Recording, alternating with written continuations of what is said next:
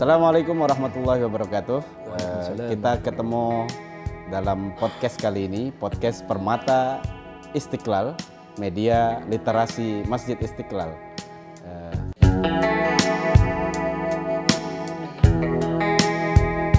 Jadi hari ini kita akan ngobrol-ngobrol santai bersama Ustadz kita. Assalamualaikum warahmatullahi wabarakatuh, Ustaz. Apa kabar? Waalaikumsalam warahmatullahi wabarakatuh. Baik, alhamdulillah. Baik, ya, baik. Sehat ya? Alhamdulillah. Sudah vaksin? Alhamdulillah, 2 kali sudah. Sudah lengkap. Sudah mengikuti protokol kesehatan yang dianjurkan oleh pemerintah bahwa sebanyak mungkin tokoh agama kita melaksanakan vaksin supaya karena membimbing umat harus mudah-mudahan sehat walafiat, dan itu juga termasuk ikhtiar kita ya Ustadz untuk kita sami'na wa ata'na saja untuk supaya pandemi ini tetap kita harus berdoa juga ikhtiarnya dengan vaksin tadi supaya segera pandemi ini diangkat oleh Allah Subhanahu wa taala. Ustadz, hari ini kita ngobrol-ngobrol santai Ustadz nih. Ya, jadi mungkin kalau santai ada kopinya dong. Iya, santai ngopi. Cuma ini karena hari Kamis. Ya.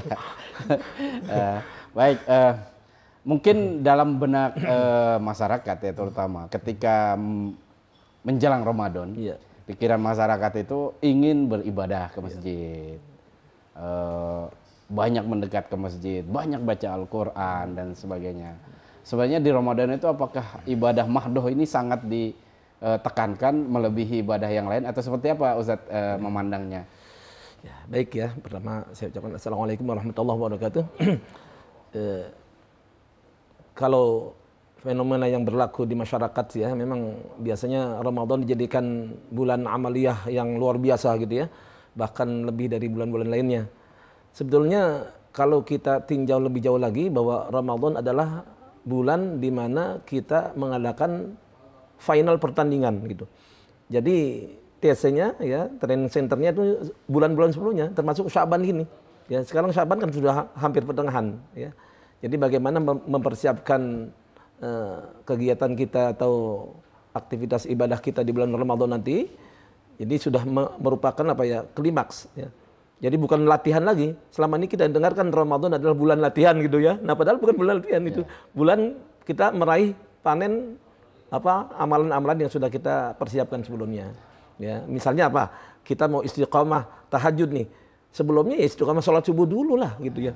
Karena tahajud kan sunnah kan, nah subuh itu fardu.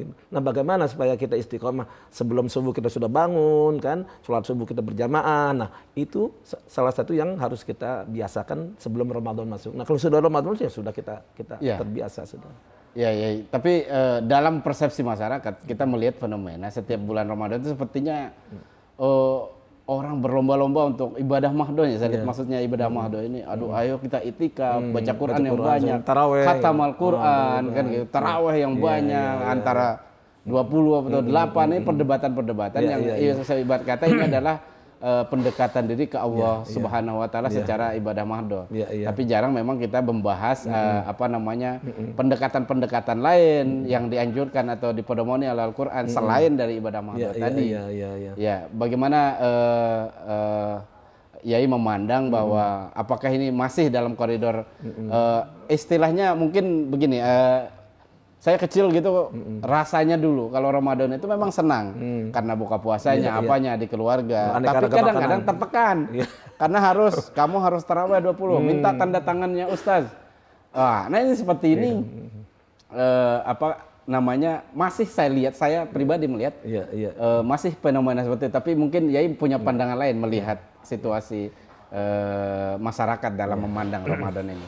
Ya, sebetulnya pemahaman yang tepat mengenai Ramadan adalah di situ terkandung hablum minallah hablum minannas, kan ada ayat yang berbunyi fawailul musallin, celakalah orang-orang yang sholat. Loh, kok orang sholat celaka kenapa? Nah, di situ diterangkan alladzina hum an sholatim sahun. Jadi dia sholat cuma hablum minallah saja, tapi tidak memperhatikan hablum minannas. Nah, itu ya kebanyakan persepsi yang salah bagi kita. Nah, Ramadan kan apa sih? Kita menahan lapar kan? Ya, secara makna as-shom al-imsak, menahan ya dari lapar, haus ya. Nah, tanda lapar ini seperti apa?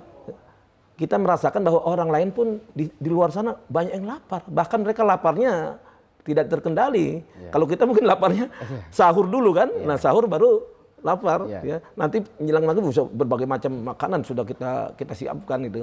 Nah, disitulah nilai sosialnya sebetulnya, ya, yang ditekankan dalam ibadah shaum ini, ibadah puasa, ya. Itu yang lebih di dominannya. Ya. Kalau hablum minallah sudah biasa itu kan, baca Quran segala macam, tarawih itu sudah amalan-amalan yang sudah rutinitas, ya. Cuma kebanyakan orang lupa bahwa puasa itu salah satu manfaatnya adalah supaya kita bagaimana memikirkan orang lain juga, ya. Orang lain lapar itu tidak ada batasnya. Lah kita batas lapar cuma antara subuh sampai maghrib saja. Selain itu kita kenyang. Nah ini barangkali yang perlu digarap lebih lanjut lagi. Lanjut ya, mungkin misalnya kan perintah ibadah, misalnya memperbanyak ibadah. Nah paling banyak itu kan misalnya di Ramadan orang baca Quran. Tapi kan perintah-perintah ibadah ini ada dalam pedoman kita yang dimaksud Al-Quran. Yang kita maksud adalah pedoman. Kalau saya mengibaratkan pedoman ini, apakah salah pengertian saya? Mungkin ya, misalnya semacam kalau pabrik itu bikin produk TV atau apa, dia bikin semacam buku panduannya. Apakah pengertian semacam ini bisa untuk mendekatkan bahwa Al-Quran itu semacam itu, untuk membuat Allah menciptakan manusia lah terutama. Nah ini panduannya, cara pakainya begini, ininya apanya begini. Apa pengertiannya seperti itu untuk Al-Quran kepada manusia ini? Secara umum jelas ya. Dalam surah kedua saja ya, Al-Fatihah surah pertama kan, surah kedua kan Al-Baqarah, ya. Alif Lam Mim dzalikal kitabul la raiba fi hudal lil muttaqin. Nah gitu. Ya, jadi ayat kedua dari surah kedua Allah menerangkan dzalikal kitab, itulah kitab. Inilah kitab Al-Qur'an maksudnya, ya. La raiba fi, tidak ada keraguan sedikit pun, enggak ada keraguan, Al-Qur'an jelas itu, ya. Jadi posisi pertama kita memahami Al-Qur'an jangan ada keraguan. Karena apa? Karena nanti di cerita-cerita Al-Qur'an ada hal-hal yang tidak masuk akal. Contohnya kayak Isra Mi'raj kemarin kita baru lihat itu kan tidak masuk akal. Nabi melakukan perjalanan di malam hari dari kota Mekah ke Baitul Maqdis dalam waktu yang singkat, bahkan Mi'raj ke Sidratul Muntaha dalam waktu tidak sampai semalam, tidak, ya. Nah itu sesuatu yang tidak masuk akal. Tapi kita dikatakan la raiba fi, tidak ada keraguan sedikit. Nah dilanjutkan hudal lil muttaqin. Jadi Al-Qur'an ini menjadi petunjuk bagi orang-orang yang bertakwa. Siapa? Nah, seterusnya dilanjutkan ayat berikutnya. Nah, ini secara khusus. Tapi kalau kita tinjau lagi ayat lain ya, dalam surah Al-Baqarah juga ya, setelah ayat puasa itu ada firman Allah yang kita barangkali hafal itu, Syahrul Ramadan alladzi unzila fihil Qur'an hudan lin-nasi wa bayyinatin minal huda wal furqan. Nah, itu lebih umum lagi kan. Jadi Syahrul Ramadan, bulan Ramadan, unzila fihil Qur'an, ya, di dalamnya diturunkan Al-Qur'an. Nah, hudan lin-nas, Al-Qur'an ini menjadi petunjuk bagi manusia. Jadi bukan orang yang bertakwa saja, umum manusia, semuanya di dunia ini produk Allah, ya. Ya, kita makhluk kan, manusia kan, Allah khalik. Nah, Allah Subhanahu wa taala sudah memberikan panduan atau way of life untuk bagaimana manusia berpedoman kepada Al-Quran ini supaya mereka menjadi orang-orang yang beruntung, tidak merugi. Iya, Ustaz, ini agak menarik ini masalah pedoman nih. Selama ini kan mungkin untuk sebagian ini yakin gak ini pedomannya? Nah ini kan sudah dikatakan bahwa la raiba fi. Ini masalahnya yakin gak ini bahwa dia pedomannya? Ini yang banyak mungkin berpikir bahwa belum sepenuhnya bahwa menang Al-Quran ini adalah pedoman. Nah ini kan masalah keyakinan bahwa ini Al-Quran ini benar-benar dari Allah Subhanahu Wa Taala. Bagaimana cara misalnya umat Islam terutama untuk meyakini bahwa Al-Quran ini adalah pedomannya? Apakah harus melalui perbandingan-perbandingan? Harus sekolah nggak? Harus apa nih? Harus ilmunya ngaji dulu apanya, memang ngaji pasti, tapi ini kalau di kalangan grassroots awam atau misalnya orang yang tidak sempat melakukan itu, bagaimana? Apakah dia hanya cukup merita bahwa ini Al-Quran menghormatinya apanya, sehingga tapi tidak yakin sebagai pedomannya, sehingga ketika melakukan sesuatu ibarat kata tanda kutip ini belum berpedoman Al-Quran kan gitu. Iya. Kembali kepada pengertian awal tadi ya. Tadi dikatakan kan ketika suatu produsen mengeluarkan produk, nah dia mengeluarkan petunjuk, buku petunjuk kan. Nah, ketika dia misalnya tidak sesuai dengan buku petunjuk yang diberikan, misalnya Anda beli kendaraan lah, entah motor roda 4 atau roda 2 kan, nah lalu perawatannya tidak sesuai dengan apa yang sudah ditunjukkan situ. Nah kira-kira yang terjadi apa? Kerusakan atau apa, lebih fatal lagi lah dari itu. Nah begitupun kalau kita analogkan, kita samakan dengan produk manusia, ya. Manusia sebagai makhluk, Allah sebagai khalik, Allah sudah mengeluarkan bahwa inilah Al-Quran sebagai pedoman kepada kehidupan manusia, seluruhnya manusia, bukan beriman saja. Nah, gitu. Nah, kalau mereka tidak mengikuti hal-hal yang sudah Allah ajukan itu, Allah sudah tunjukkan itu, akibatnya mereka akan tersesat, akan tergelincir lah di kehidupan dunia ini. Apapun masalah yang dihadapi, pasti akan tidak nyambung, tidak sesuai dengan apa yang diharapkan gitu. Iya, apakah manusia atau orang masih bisa beralasan dengan Al-Quran yang sudah ada, beralasan saya belum dapat petunjuk, belum dapat hidayah, ini apa dibenarkan model ucapan model begini nih? Ya sebenarnya kalau dia mengatakan saya belum hidayah, dapat hidayah kapan lagi? Sebab hidayah ini kan mahal kan? Kan banyak obrolan-obrolan begitu. Ya, belum dapat itu hidayah. Alasan orang malas sebenarnya. Alasan orang malas, Mana ada orang, saya belum dapat, kapan dapat hidayahnya? Jangan-jangan Anda nanti sore mati kapan hidayah? Ya. Siapa yang tahu ajal? Iya, artinya tidak ada jaminan kan orang hidup. Wah, besok saya masih muda, masih gagah. Berapa banyak contoh coba? Banyak nggak usah sebutkan. Kan Al-Quran ini sudah terlihat. Ada bentuk fisiknya, bahkan mushaf dibentuk mushaf dan sebagainya. Jadi ini kan semacam obrolan yang omongan bahwa wah saya belum dapat petunjuk, belum dapat hidayah gitu lah. Padahal ada Al-Qur'an. Nah, kaitan dengan itu. Sebenarnya Al-Qur'an ini memberi petunjuk banyak. Isi dari petunjuk ini kan bermacam-macam Menurut Yai yang sebagai ahlinya nih, secara garis besar isinya seperti apa sih yang 30 juz itu? Yang ada yang kalau 30 juz benar sudah ada di mushaf, tapi ada perdebatan mengenai ayatnya. Nah, ini mungkin Yai bisa ngasih pencerahan ke kita. Ada yang bilang 6.666 ayat. Ada yang bilang kurang dari itu. Nah, ini jangan sampai terjadi di ini mungkin Yai bisa memberikan pencerahan apakah ada pendapat-pendapat tentang jumlah ini. Kita jumlahnya dulu. Pertama supaya kita lebih akrab dengan Al-Quran, kita definisikan dulu Al-Quran itu apa ya kan? Al-Quran kan apa? Ya kalamullah. Nah, kalamullah al-munazzalu biwasati Jibril ala Muhammadin Jadi Al-Quran adalah kalamullah. Nah, itu yang pertama harus kita indikan. Jadi kalam Allah, ucapan Allah, pembicaraan Allah gitu. Yang diturunkan kepada Nabi Muhammad melalui malaikat Jibril gitu ya. Jadi ada wasilahnya, perantaranya. Nah, Al-Quran ini dibaca paham atau tidak maka bernilai ibadah. Nah, itu yang pertama harus kita yakini dulu. Ya, orang baca Quran itu ibadah, apapun gitu. Bahkan Nabi memberikan motivasi, satu huruf saja akan dibalas 10. Beliau mengatakan alif lam mim la aqulu harfun wahid. Jadi alif lam mim saja bukan satu huruf, tapi 3 huruf. Tanpa ada tajwid, tanpa ada ini harus sesuai. Ya kan? Kalau tanpa alif lam alama, nah beda bacanya. Jadi yang dijanjikan pahala itu kalau sesuai dengan apa yang dituntut oleh Rasulullah. Berarti kan bacanya juga kan harus ada petunjuknya. Itulah mukjizat Al-Quran kan. Dari segi bacaan, huruf, apalagi makna, lalu kandungan segala macam itu harus sesuai dengan apa yang diajarkan oleh Rasulullah SAW. Maksudnya itu baru bernilai tadi pahala 10 itu kalau sesuai dengan tajwid dan ininya. Jelas. Kalau orang asal baca ya nggak ada makna.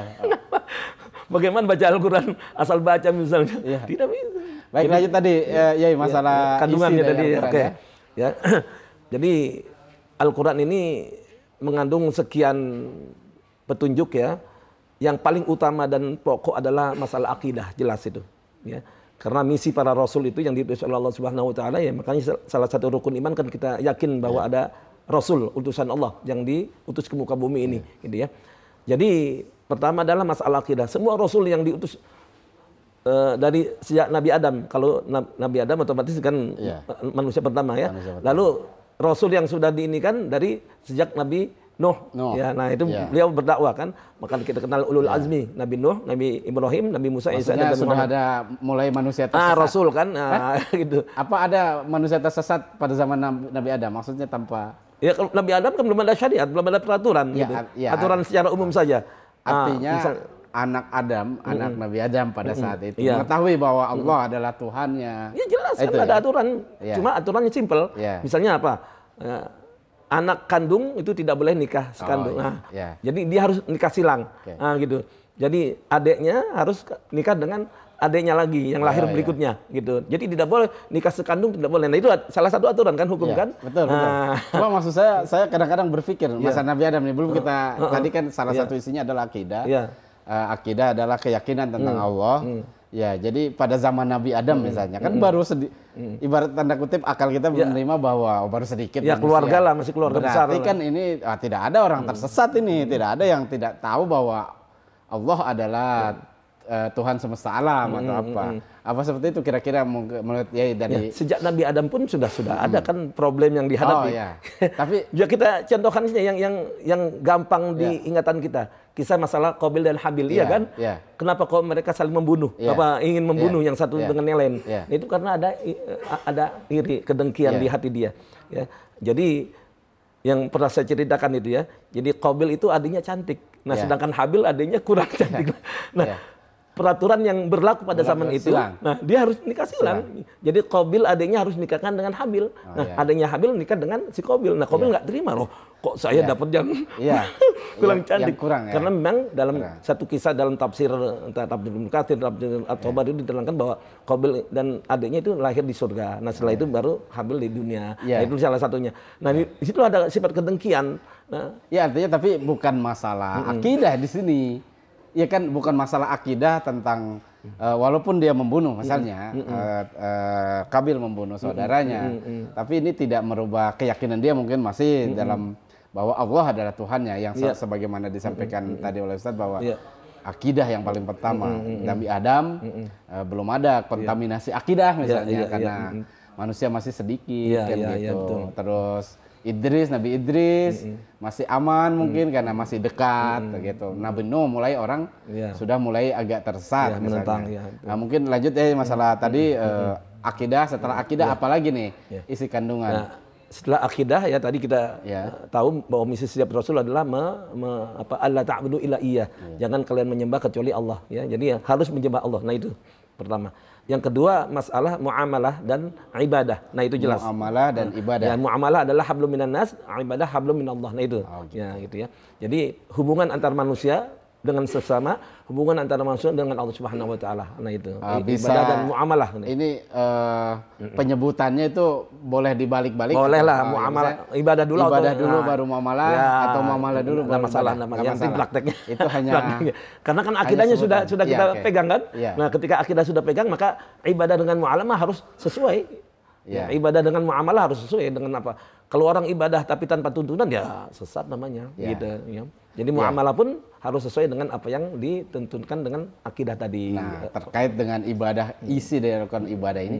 Tapi kan Al-Quran sendiri dalam hal ibadah tidak begitu rinci dalam memberikan, bukan mujmal kan bahasa mungkin ininya kalau saya kurang paham ya, tapi maksudnya umum. Iya, betul. Iya, secara umum memberikan, tapi tidak misalnya bagaimana memberikan ini, bagaimana memberikan pencerahan kepada kita kok umum sekali nih. Apakah boleh orang udah ini dalilnya dari Al-Qur'an saja misalnya gitu. Kembali ke Al-Qur'an saja gitu.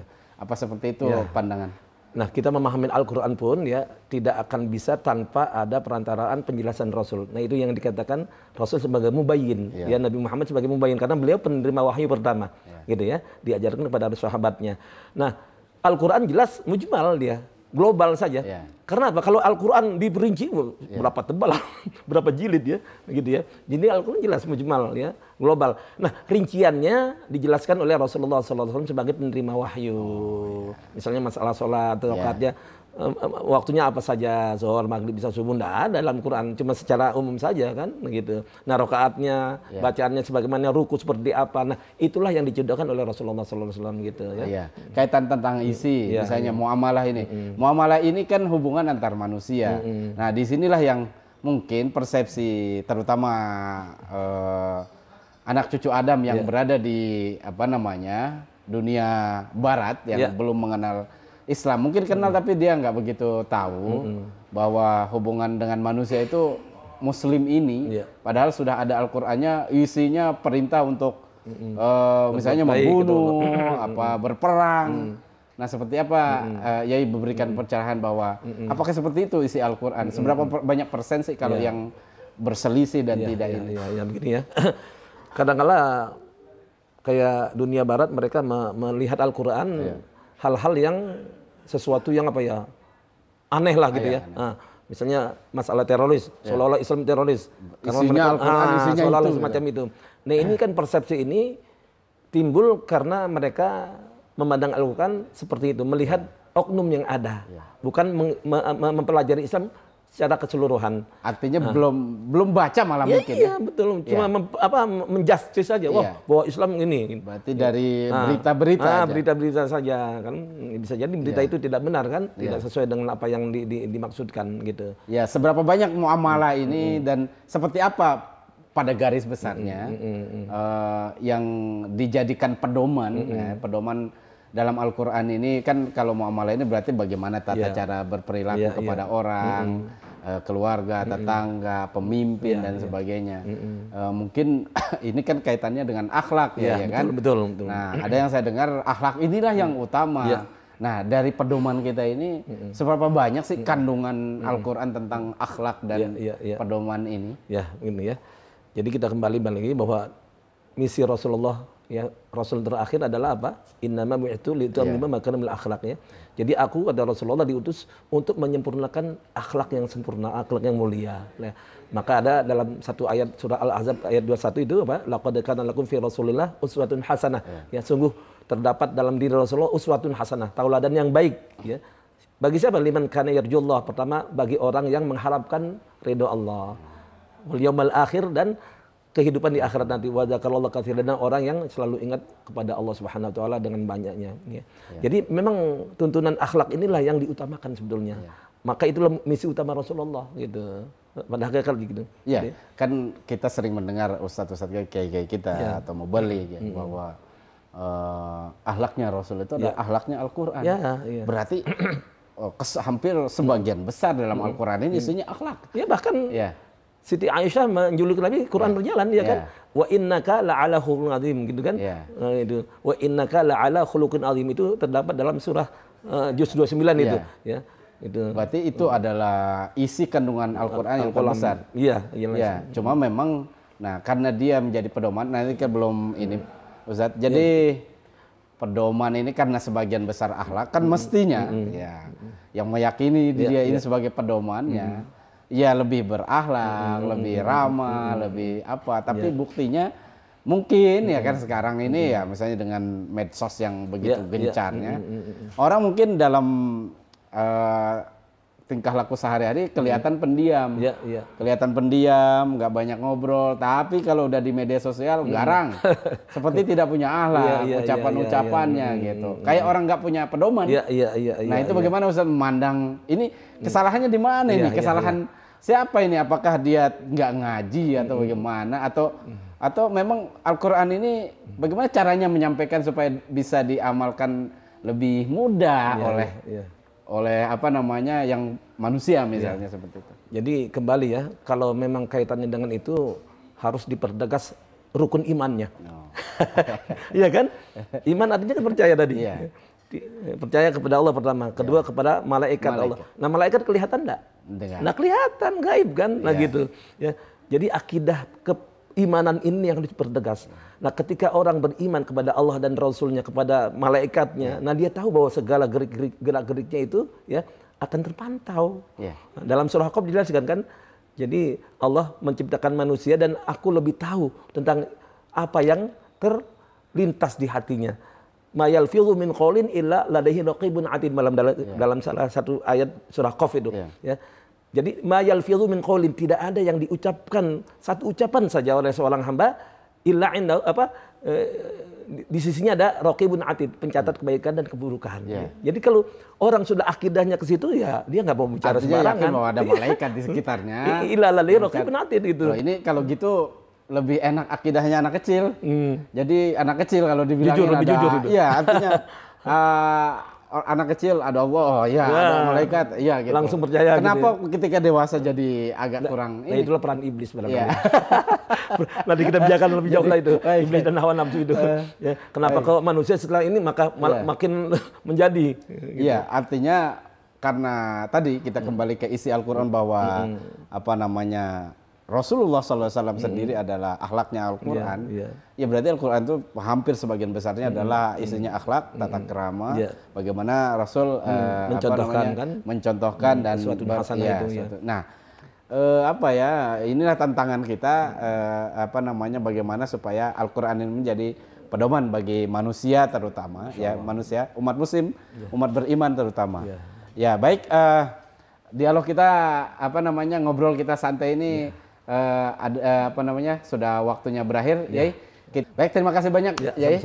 Ya, semoga tetap sehat walafiat. Doa, kita doa bersama. Amin ya rabbal alamin. Baik, kita tutup dengan ucapan terima kasih kepada guru kita dan kita tutup dengan sama-sama baca hamdalah. Alhamdulillahirabbil alamin.